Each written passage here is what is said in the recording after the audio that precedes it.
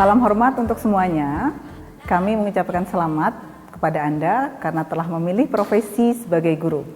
Apapun jalannya itu adalah panggilan yang Maha Kuasa kepada Anda untuk menjadi pendidik anak-anak bangsa.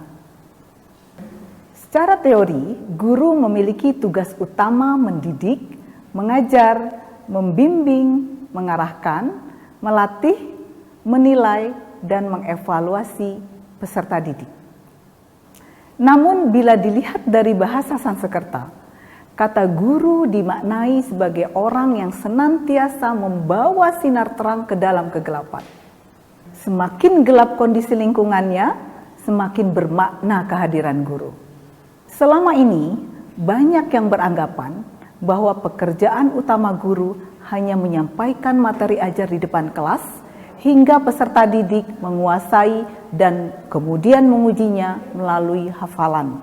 Padahal, setiap peserta didik adalah manusia yang unik, yang memiliki potensi yang berbeda satu dengan lainnya.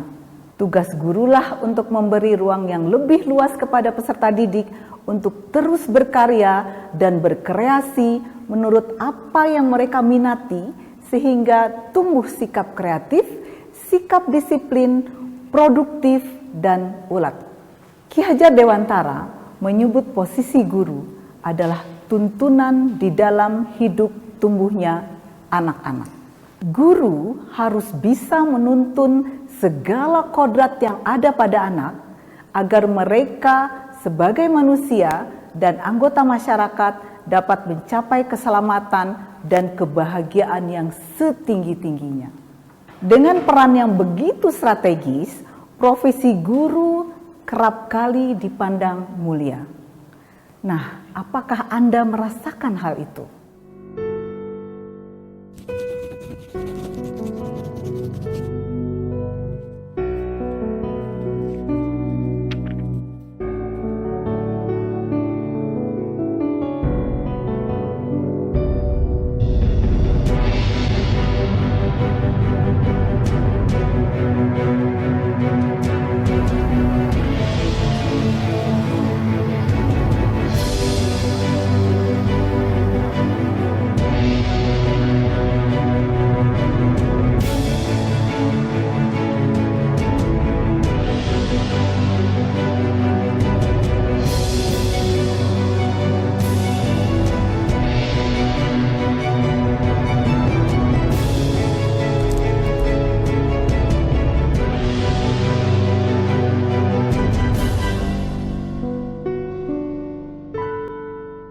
Sebagai penuntun, seorang guru harus memiliki 4 ciri dasar. Apa itu? Yang pertama, harus memiliki integritas. Yang kedua, bisa dipercaya. Yang ketiga, memiliki pengetahuan luas. Dan yang keempat, selalu menebar kebaikan. Tapi tahukah Anda, apa itu integritas? Ya, integritas adalah perilaku konsisten dari apa yang dipikirkan, yang diucapkan, dan yang dilakukan dengan patokan pada kebenaran menurut nilai moral dan nilai agama. Sederhananya, integritas berarti melakukan sesuatu yang benar walau tidak ada orang lain yang melihat kita. Misalnya, pada suatu pagi, ketika Anda berkendara di jalan yang sepi, dan Anda mendapati lampu lalu lintas di perempatan jalan menyala merah, maka Anda akan berhenti, walaupun tidak ada petugas ataupun orang lain yang melihat Anda.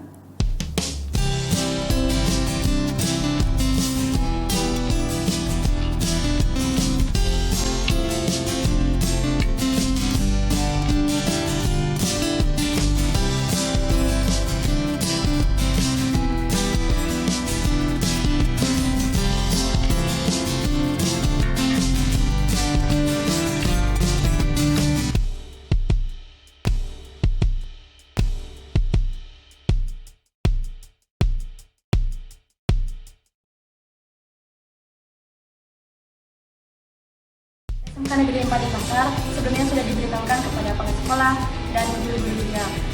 Kita diperbolehkan untuk membuka HP ketika memang guru yang mengajar atau guru yang bersangkutan memperbolehkan.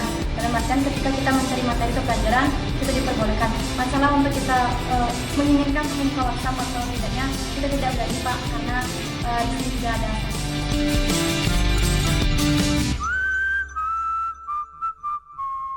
Korupsi? No. Anti korupsi? Yes. Sebagai pembawa terang, sudah sepatutnya guru menjadi contoh yang baik untuk peserta didik, termasuk dalam praktek perilaku berintegritas. Sederhananya, bila kita ingin mendidik murid bisa menghargai waktu dengan tidak terlambat datang ke kelas atau ke sekolah, maka guru pun harusnya tidak boleh terlambat sampai ke kelas, apapun alasannya. Dengan demikian, guru yang berintegritas akan berpotensi menghasilkan peserta didik yang juga berintegritas.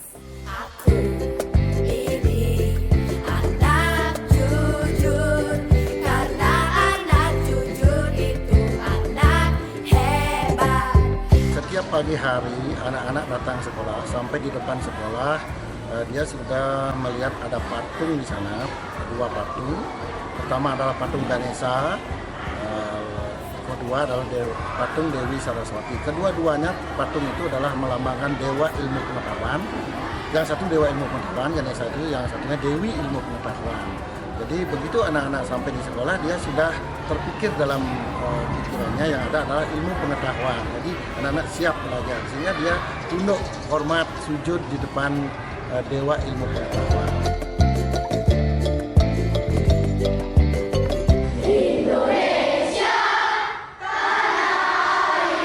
Mulailah dari kita sendiri, menjadi contoh baik untuk orang-orang di sekitar kita, orang-orang yang kita kasihi, peserta didik, anak, keponakan, dan lain sebagainya.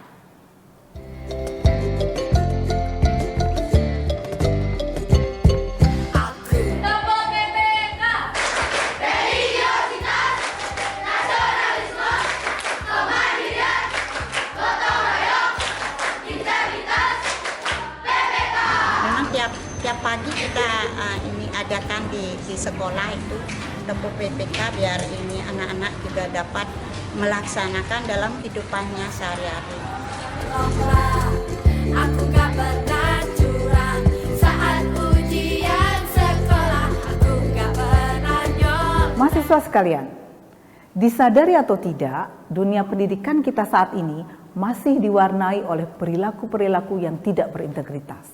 Apa itu? Contohnya, melakukan markup nilai, melakukan kong kaling kong, menyalahgunakan kebijakan zonasi dalam mutasi guru, mutasi siswa, sertifikasi, pelaksanaan ujian termasuk ulangan harian, pengisian nilai raport, dan ketidakadilan dalam pelayanan kepada peserta didik.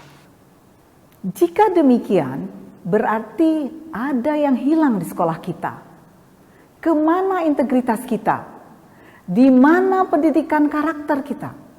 Budi pekerti dan pembiasaan kebaikan di sekolah. Apa tidak cukup keteladanan yang dicontohkan oleh guru-guru kita selama ini? Banyak dari kita sebagai pendidik lebih menyukai mengajar peserta didik yang penurut, yang tertib duduk mendengarkan dengan baik apa yang kita sampaikan, yang tidak banyak tingkah, tapi sebenarnya atas nama belajar, mereka berada dalam posisi yang terancam. Karena bila tidak belajar, mereka tidak akan lulus ujian. Yang paling buruk adalah mereka tidak bisa naik ke kelas selanjutnya. Proses ini mengingkari makna pendidikan. Dalam jangka panjang, akibatnya anak tidak mengetahui potensi diri dan keunggulan mereka yang sesungguhnya. Maka ketika juara, mereka merasa paling hebat, sehingga memandang rendah orang lain. Nah, lama-kelamaan akan muncul sifat egois. Sifat selalu minta dihargai, mudah menilai negatif kepada orang lain, berat memberikan pujian, sulit meminta maaf, rentan terhadap stres. Mereka mudah putus asa, selalu takut gagal, sulit menerima kenyataan, bahkan mudah menyalahkan orang lain atas kegagalan yang mereka alami. Kondisi seperti ini memudahkan mereka untuk terasuki paham-paham radikalisme. Mudah melakukan korupsi, terjerat narkoba, tidak peduli terhadap sesama, senang memilih jalan pintas, punya mental menerabas, manipulatif, dan perilaku tidak berintegritas lainnya. Bisa kita bayangkan apa yang akan terjadi ketika mereka memasuki dunia kerja kelak, ketika mereka memegang jabatan, ketika mereka kelak menjadi pemimpin, bahkan ketika mereka kelak menjadi guru.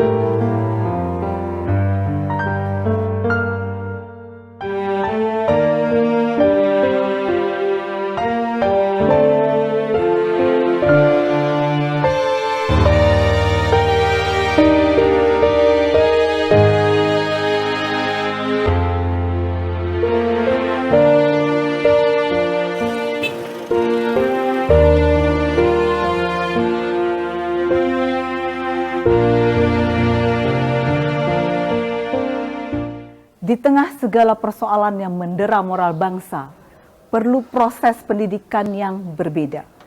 Dimulai dari cara pandang yang berbeda, diperlukan upaya yang tidak biasa dengan cara pandang yang juga tidak biasa.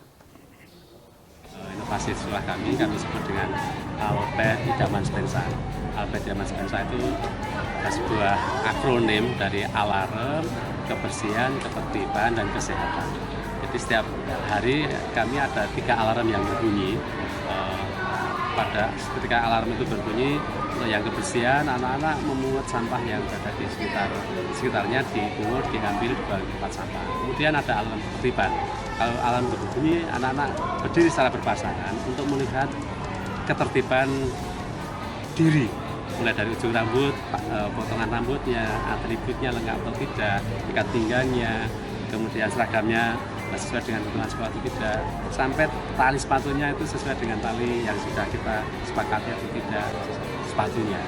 Jadi itu untuk membiasakan menertibkan anak-anak setiap hari.